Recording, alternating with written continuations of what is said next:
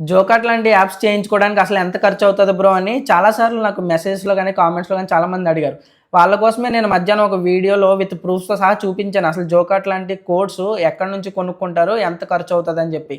అంటే ఆ 25,000కే యాప్ అయిపోతుంది అనుకుంటున్నారు చాలామంది. 25,000కి యాప్ అవ్వదు. అంటే ఫర్ ఎగ్జాంపుల్ మీరు బట్టలు కుట్టించుకోవడానికి ఒక క్లాత్ కొన్నారనుకోండి, క్లాతే మీకు బట్టలు కాదు. క్లాత్ని మళ్ళీ మీరు ఒక మంచి టైలర్ దగ్గరికి తీసుకెళ్ళి మీ సైజుకి తగ్గట్టుగా, మీ స్టైల్కి తగ్గట్టుగా దాన్ని మంచి బ్యూటిఫుల్ ప్రోడక్ట్గా టర్న్ చేసుకోవాలి. అప్పుడే మీరు ఆ క్లాత్ని మీరు డ్రెస్గా యూజ్ చేసుకోగలరు.